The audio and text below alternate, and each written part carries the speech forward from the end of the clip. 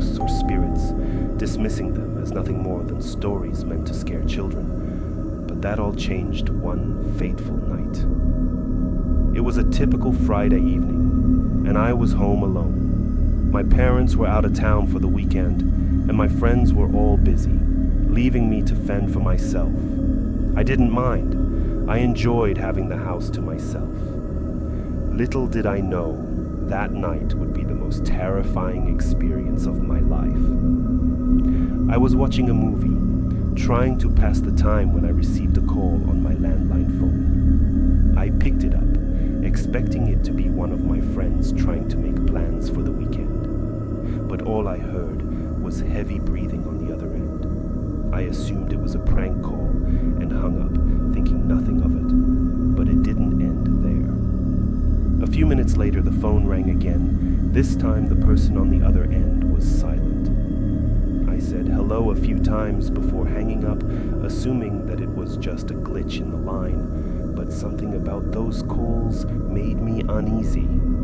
I tried to brush off the feeling and focus on the movie, but I couldn't shake the feeling of being watched. Just as I was starting to relax, the phone rang again. I hesitated before picking it up, and once again, I was greeted with silence. My heart started to race, and I could feel the hair on the back of my neck stand up. I couldn't explain it, but something about those calls felt sinister.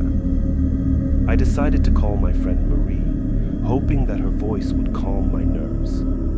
But before I could dial her number, the phone rang again. This time, I could hear a faint whisper on the other end. I strained my ears to make out what was being said, and my blood turned to ice when I heard a voice whisper my name. I slammed the phone down and immediately called my parents, hoping that they would answer and reassure me that everything was okay.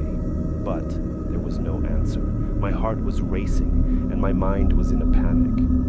I knew I had to get out of the house, but before I could make a move, the phone rang again. I was too scared to answer now, so I let it ring until it stopped.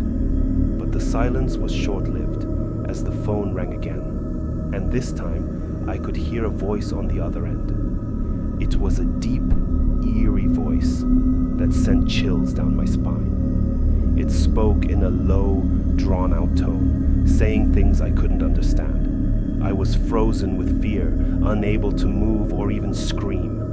The voice continued for what felt like hours, though it was probably only a few minutes. Finally, it stopped, and I could hear footsteps coming up the stairs towards my room. My heart was pounding in my chest, and I knew I had to escape. I quickly grabbed my phone and ran towards the window, throwing it open and climbing out onto the roof. I could still hear the footsteps coming closer, and I could feel a presence behind me. I knew I was being watched, and I knew I needed to get help. I somehow mustered the courage to look back towards my window, and that's when I saw it.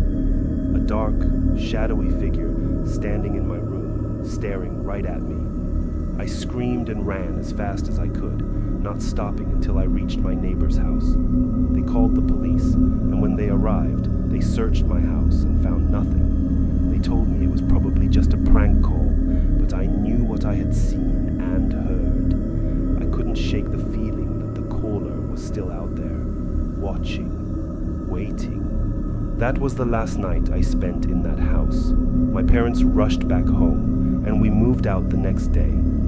I never received another call from the midnight caller, and I never want to, but to this day, I can still hear that eerie voice whispering my name in the dead of night, reminding me that sometimes there are things in this world that we cannot explain, and sometimes it's better to just believe.